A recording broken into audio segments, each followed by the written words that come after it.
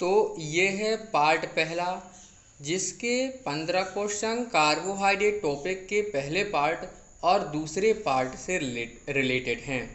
आप लोग वीडियो को पॉज करके इन सभी क्वेश्चनों के आंसर गैसिंग कीजिए और अंत में देखिए कि आप लोगों के इनमें से कितने आंसर सही हैं। तो पहला क्वेश्चन है, कार्बोहाइड्रेट वे पदार्थ होते हैं जिनमें number 1 carbon, hydrogen, nitrogen, oxygen होते हैं। B number carbon, hydrogen, oxygen होते हैं।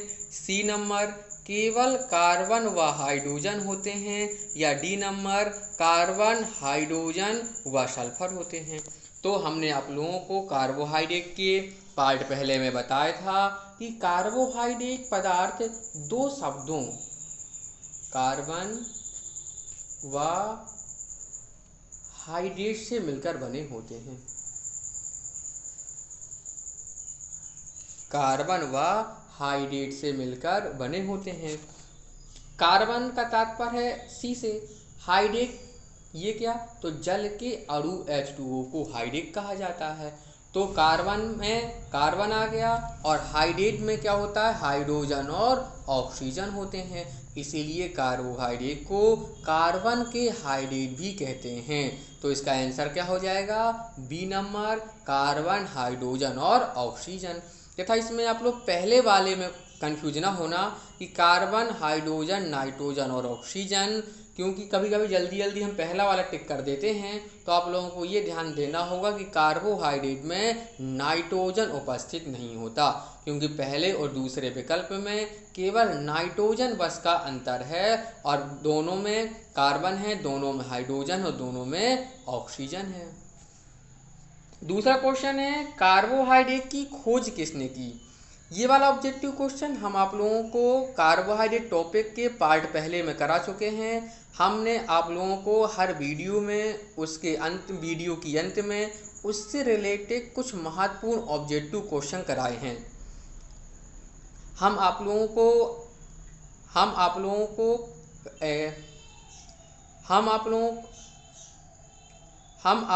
को कार्बोहाइड्रेट के प्रत्येक पार्ट में वीडियो के अंत में उससे रिलेटेड कुछ ऑब्जेक्टिव क्वेश्चन कराते हैं।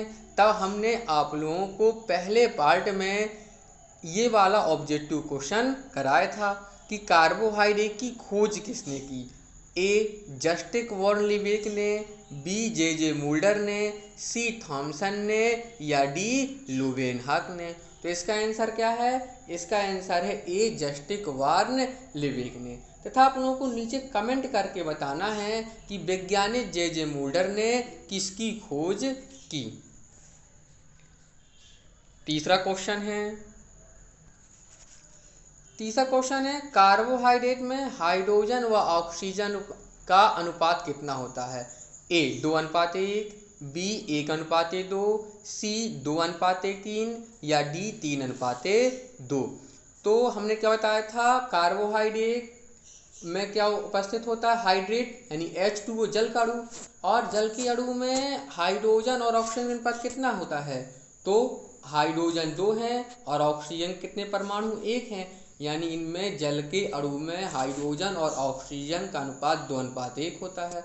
और क्वेश्चन में क्या पूछ रहा है, हाइड्रोजन और ऑक्सीजन का अनुपात, तो इसका आंसर भी कितना हो जाएगा, A 2:1। अगला चौथा क्वेश्चन है, प्रकृति में कार्बोहाइड्रेट प्रचुर मात्रा में पाए जाते हैं। ए पेड़ पौधों में, बी जीव जंतु में, सी हरी सब्जियों में या डी दूध व दालों में। तो इसका आंसर क्या है, इसका आंसर है ए पेड़ पौधों में। तथा हम आप लोगों को ये बता दें कि पेड़ पौधों में कार्बोहाइड्रेट के अलावा प्रोटीन, विटामिन या खनिज लवण, ये सभी भी प्रचुर मात्रा में पाए जाते हैं। प्रकृति में पेड़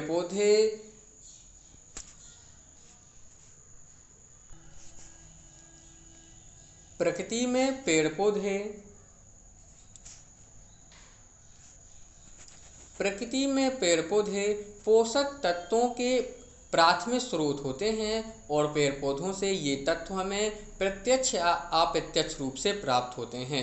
हमें पेड़ पौधों से फलों और इनके विभिन्न उत्पादों द्वारा ये पोषक तत्व प्रत्यक्ष रूप में प्राप्त हो जाते हैं, या जब शाकाहारी जीव जंतु पेड़ पौधों को खाते हैं तो उन शाकाहारी जीव जंतुओं के माध्यम से भी हमें पेड़ पौधों में पाए जाने वाले विभिन्न पोषक तत्व अप्रत्यक्ष रूप में प्राप्त हो जाते हैं। जैसे गाय पेड़ पौधों में पत्तियों खाती है, और जब गाय से दूध प्राप्त होता है तो पेड़ पौधों में पाए जाने वाले पोषक तत्व अप्रत्यक्ष रूप से हमें प्राप्त हो जाते हैं।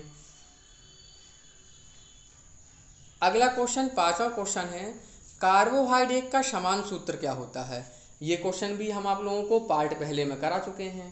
पहला CHH2O होल बाई, दूसरा ऑप्शन है CHH2O, तीसरा CHH2O या D CHH2O का होल बाई इंटू H2O। ये होल बाई लिखा है और ये H2O लिखा है। क्या लिखा है? ये CHH2O का होल बाई, वो टाइप करने में ऐसा आया है।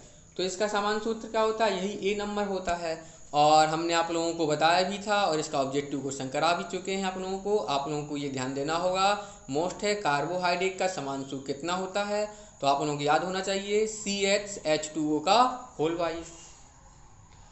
अगला 6वां क्वेश्चन है, कार्बोहाइड्रेट की दूसरी परिभाषा के अनुसार कार्बोहाइड्रेट वे पदार्थ होते हैं जो A पॉलीहाइड्रोक्सी कीटोन होते हैं, B पॉलीहाइड्रोक्सी एल्कोहल होते हैं, C पॉलीहाइड्रोक्सी ईथर होते हैं, या D इनमें से कोई नहीं। तो हमने आप लोगों को कार्बोहाइड्रेट की 2 परिभाषाएं बताई थी।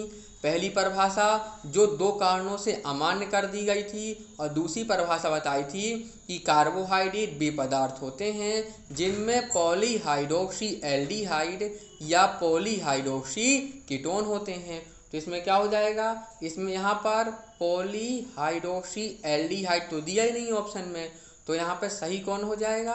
पहला वाला पॉलीहाइड्रोक्सी कीटोन। कि कार्बोहाइड्रेट वे पदार्थ होते हैं जिनमें पॉलीहाइड्रोक्सी कीटोन होते हैं। B नंबर भी नहीं होगा, C भी नहीं होगा, और D तो है ही नहीं। अगला 7वां क्वेश्चन है, प्राप्ति के स्रोत के आधार पर कार्बोहाइड्रेट होते हैं A स्टार्च व शुगर, B मोनोसेकेराइड व डाइसेकेराइड, C ओलिगोसेकेराइड, या D ये सभी। तो हमने आप लोगों को कार्बोहाइड्रेट के पार्ट दूसरे में इसका पूरा क्लासिफिकेशन बताया था कि कार्बोहाइड्रेट का वर्गीकरण 2 आधार में किया जा सकता है। नंबर 1 भौतिक गुणों के आधार पर, नंबर दूसरा रासायनिक गुणों के आधार पर। और भौतिक गुणों के आधार पर कार्बोहाइड्रेट 2 प्रकार के होते हैं, शर्करा व अशर्करा। रासायनिक गुणों के आधार पर 3 प्रकार के, मोनोसेकेराइड, ओलिगोसेकेराइड और पॉलीसेकेराइड होते हैं। तथा पार्ट पहले में यहाँ पर क्या पूछ रहा है? ये प्राप्ति के स्रोत के आधार पर। तो पार्ट पहले में हमने बताया था कि कार्बोहाइड्रेट को प्राप्ति के स्रोत के आधार पर भी 2 आधारों में बांटा गया है। एक पहला स्टार्च जिसे माड़ी भी कहते हैं, और दूसरा शर्करा या शुगर कार्बोहाइड्रेट। तो इसका आंसर क्या हो जाएगा? A स्टार्च व शुगर कार्बोहाइड्रेट। बताइए मोनोसेकेराइड, डाइसेकेराइड, ओलिगोसेकेराइड, ये रासायनिक गुणों के आधार पर कार्बोहाइड्रेट के प्रकार होते हैं। 8वां क्वेश्चन है, मीठे कार्बोहाइड्रेट किसे कहते हैं? A स्टार्च को, B शर्करा को, C दोनों को, या D इनमें से कोई नहीं। तो इसमें स्टार्च, इसका दूसरा नाम क्या होता है? इसे माड़ी कार्बोहाइड्रेट भी कहते हैं। क्या कहते हैं? माड़ी। और शर्करा इसे क्या कहते हैं? शुगर कार्बोहाइड्रेट कहते हैं। और शुगर, शर्करा ये मीठी होती है। तो नॉर्मल सी बात है, मीठे कार्बोहाइड्रेट कौन होते हैं? शर्करा या शुगर कार्बोहाइड्रेट को मीठे कार्बोहाइड्रेट भी कहते हैं। तथा इसमें ऑप्शन C में कंफ्यूज ना होना, दोनों के नहीं। स्टार्च में कौन आते हैं? तो स्टार्च में सब्जियों की जड़ों से प्राप्त होने वाले विभिन्न अनाजों जैसे गेहूँ, मक्का, ज्वार, बाजरा, इनसे जो कार्बोहाइड्रेट प्राप्त होता है उसे बोलते हैं स्टार्च। और शर्करा या शुगर सभी सभी मीठे पदार्थों, मीठे फलों, मीठी सब्जियों से प्राप्त होने वाले कार्बोहाइड्रेट को शर्करा या शुगर कहते हैं। इसी आधार पर इन्हें क्या नाम दिया गया, इन्हें मीठे कार्बोहाइड्रेट भी कहते हैं। 9वां क्वेश्चन, निम्न में से किसकी उपस्थिति में ग्लूकोज को एथिल अल्कोहल में परिवर्तित किया जाता है? ए इनवर्टेज, बी जाइमेज, सी डाइस्टेज या डी इनमें से कोई नहीं। तो इसका आंसर है बी जाइमेज। क्या answer? B zymase. Zymase enzyme की उपस्थिति में ग्लूकोज को एथिल अल्कोहल में परिवर्तित किया जाता है। तथा ये ध्यान देना, ये सब क्या होते हैं? एंजाइम होते हैं। इनवर्टेज, जाइमेज, डाइस्टेज, ये सब क्या है? एंजाइम। और एंजाइम किस में पाए जाते हैं? प्रोटीन में पाए जाते हैं। ये बहुत मोस्ट क्वेश्चन इससे बना लिया जाता है। क्या बनता है क्वेश्चन कि एंजाइम किस में पाए जाते हैं? वसा में, प्रोटीन में, कार्बोहाइड्रेट में, या फिर और कोई ऑप्शन विटामिन दे देगा आप लोगों को। तो एंजाइम किस में पाए जाते हैं? प्रोटीन में। तथा चूंकि प्रोटीन में एंजाइम पाए जाते हैं, इसलिए प्रोटीन हमारे शरीर के लिए अत्यंत आवश्यक होता है। तथा इन एंजाइमों का शरीर में क्या कार्य है? ये एंजाइम हमारे शरीर में होने वाली जैविक क्रियाओं को संपन्न कराते हैं। 10वां क्वेश्चन है, स्टार्च का जल में विलेय भाग कहलाता है, कौन सा होता है? ए एमिलोस, बी एमिलो, सी एमिलोपेक्टिन या डी इनमें से कोई नहीं। तो इसका आंसर है एमिलोस। स्टार्च जो एक कार्बोहाइड्रेट होता है, इसका जल में विलेय भाग अर्थात जो इसका भाग जल में विलेय हो जाता है उसे एमिलोस कहते हैं।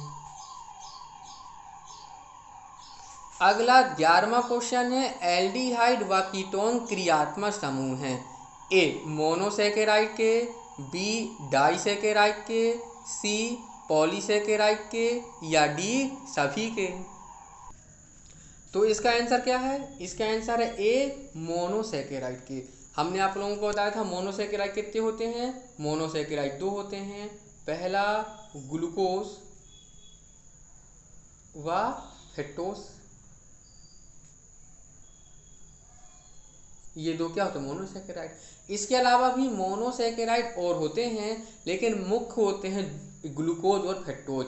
ग्लूकोज में यदि हम C1 कार्बन से जुड़े समूहों में परिवर्तन कर दें तो इसके अनेक समावयवी कार्बोहाइड्रेट प्राप्त होते हैं।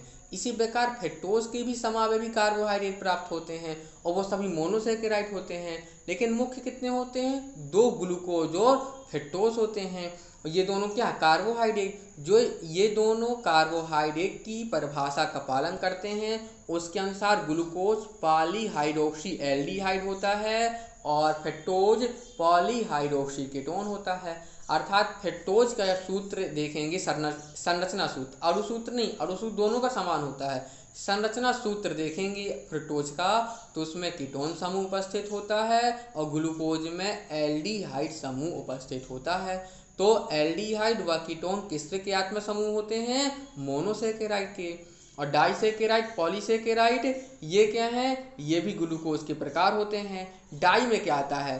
डाइसेकेराइड की बात की जाए तो इसमें सुक्रोज, माल्टोज, लैक्टोज ये डाइसेकेराइड होते हैं।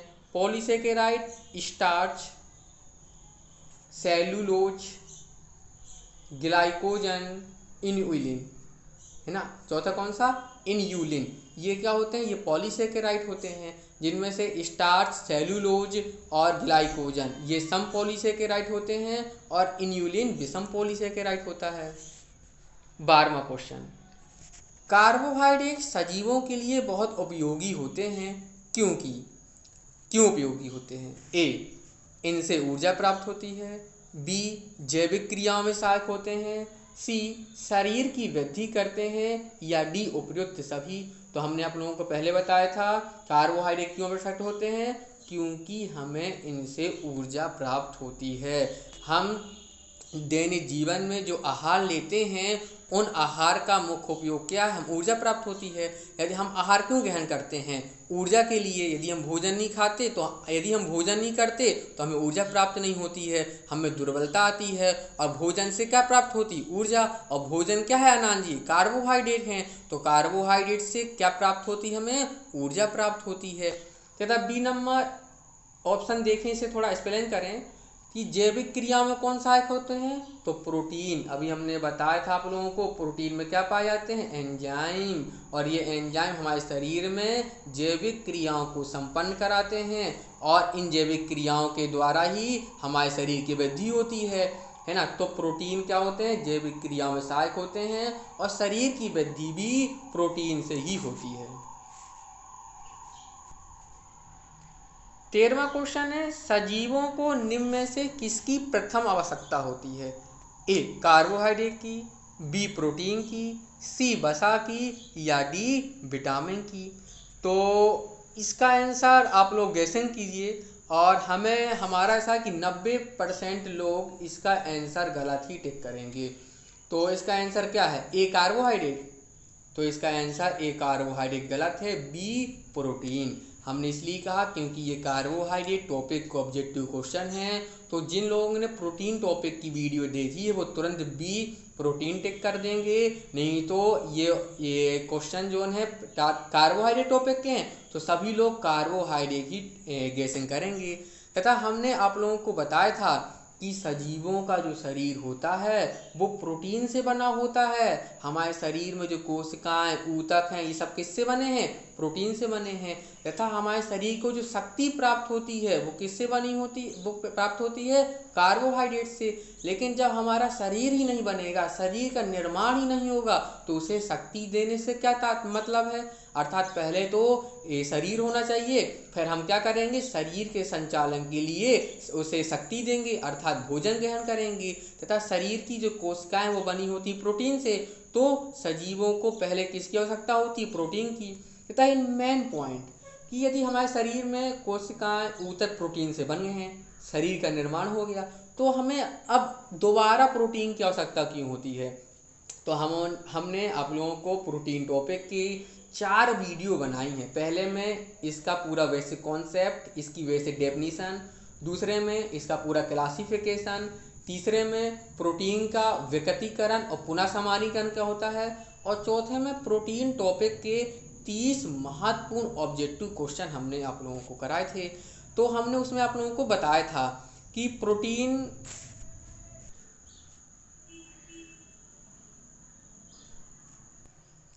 तो हमने आप लोगों को बताया था कि प्रोटीन के बिना सजीव जीवित नहीं रह सकते। भोजन और पानी के बिना तो कुछ दिनों का जीवित रहा जा सकता है, लेकिन प्रोटीन के बिना जीवित नहीं रह सकते। तथा एक बार जब हमारे शरीर का निर्माण हो जाता है तो विभिन्न कार्य करने पर शरीर में कोशिकाएं और ऊतक नष्ट होते रहते हैं तथा नई कोशिकाओं के निर्माण के लिए हमें प्रोटीन की आवश्यकता होती है। इसलिए हमें प्रोटीन की एक बार नहीं लगातार आवश्यकता होती है। इसीलिए हमारे दैनिक आहार में प्रोटीन की उपयुक्त मात्रा होनी चाहिए और हमें प्रोटीन युक्त आहार ही लेना चाहिए। तथा इसके बाद वसा और विटामिन, ये भी बहुत उपयोगी होते हैं। विटामिन के बारे में आप लोग बहुत जानते भी होंगे, हम अलग से वीडियो में बता देंगे कि vitamin A, B, C, D होता है, विटामिन के होता है, विटामिन ई होता है। 14वां क्वेश्चन है, इनमें में से कौन एक कार्बोहाइड्रेट है? ए रैमनोहेक्सोस, बी इन्यूलिन, सी रैमनोक्स, या डी इनमें से सभी। तो यदि आप लोगों ने वीडियो पार्ट फर्स्ट देखा है तो रैमनोहेक्सोस भी एक कार्बोहाइड्रेट होता है, इन्यूलिन भी होता है और रैमनोक्स भी एक कार्बोहाइड्रेट होता है। इनमें से रैमनोहेक्सोस का सूत्र क्या होता है? तो इसका हेक्सोस है। हेक्सोस मतलब हेक्स मतलब 6, तो C6H12O5 ये होता है रैमनोहेक्सोस का सूत्र।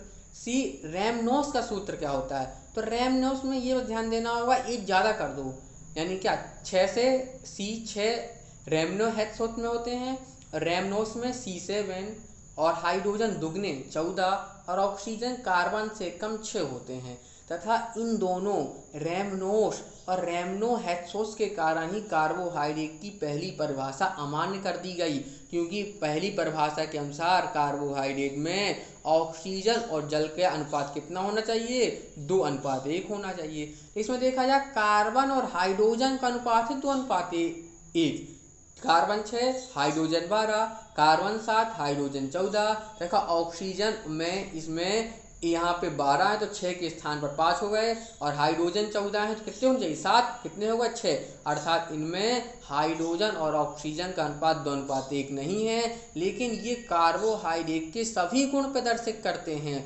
इस कारण ये कार्बोहाइड्रेट होते हैं, लेकिन कार्बोहाइड्रेट की जो पहली परिभाषा है वो यहाँ पर पूरी तरह सत्य नहीं पाई गई और ये अमान्य कर दी गई और दूसरी परिभाषा दी गई, अर्थात रैमनोस और रैमनोस ये दोनों आप लोगों को अणु सूत्र सहित याद होने चाहिए, क्योंकि ये दोनों मुख्य कार्बोहाइड्रेट हैं जिनके कारण कार्बोहाइड्रेट की दूसरी परिभाषा दी गई। इनुलिन ये भी एक कार्बोहाइड्रेट होता है, ये विषम पॉलीसैकेराइड कार्बोहाइड्रेट होता है। इस पार्ट का लास्ट अंतिम 15 क्वेश्चन है पार्ट पहले का। कौन से कार्बोहाइड्रेट की अधिकता से रोग हो जाते हैं? ए स्टार्च, बी शर्करा, सी इनुलिन, डी सभी। तो स्टार्च कार्बोहाइड्रेट होता है, शर्करा भी होता है, इनुलिन भी होता है, तो अधिकांश लोग डी सभी ट्रेड कर देंगे। होता क्या है, पूछ रहा है वो रोग उत्पन्न हो जाते हैं, लेकिन जब सभी ऑप्शन दिया होता है और हमें ये पता होता है कि ये सब कार्बोहाइड्रेट हैं तो शायद सभी से हो जाते होंगे, क्योंकि हमें थोड़ा नॉलेज क्यों है इनके बारे में। लेकिन जब तक हमें एक एक चीज़ नहीं पता होगी कि स्टार्च क्या होते हैं, इनके क्या कार्य हैं, शर्करा कार्बोहाइड्रेट क्या होते हैं, इनुलिन क्या होते हैं, तो अधिकांशतः हम कंफ्यूज हो जाते हैं और सही ऑप्शन टिक नहीं कर पाते। यदि थोड़ा देखा जाए तो हमें पता है शर्करा कार्बोहाइड्रेट को शुगर कार्बोहाइड्रेट भी कहते हैं, और शुगर जब हमारे शरीर में शुगर की ज़्यादा मात्रा हो जाती है, ज़्यादा शुगर के कारण क्या बीमारी हो जाती है, तो बीमारी का नाम भी शुगर है, अर्थात ज़्यादा मीठा खाने से शुगर या मधुमेह बीमारी हो जाती है। हमने आप लोगों को बताया था कि कार्बोहाइड्रेट 2 होते हैं, कितने स्रोत के आधार पर, स्टार्च और माड़ी, तथा स्टार्च और दूसरा कौन होगा, पहला स्टार्च या माड़ी और दूसरा शुगर कार्बोहाइड्रेट होते हैं। शुगर कार्बोहाइड्रेट स्टार्च के अपेक्षा अधिक लाभदायक होते हैं, इनसे हमें अधिक शक्ति प्राप्त होती है, लेकिन इनकी एक निश्चित मात्रा ही हमारे शरीर के लिए लाभदायक होती है।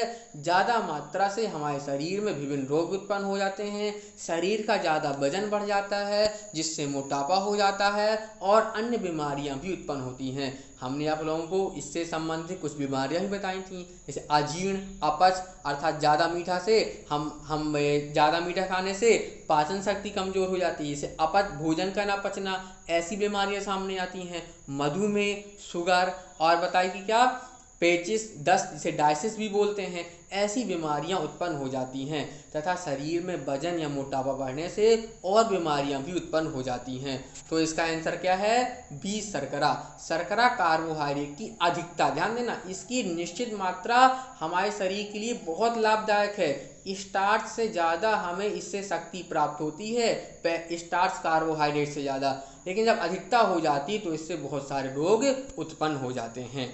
तो इसका आंसर हो जाएगा बी शर्करा। तो ये थे पार्ट पहले के 15 ऑब्जेक्टिव क्वेश्चन। अब देखते हैं इसका पार्ट सेकंड।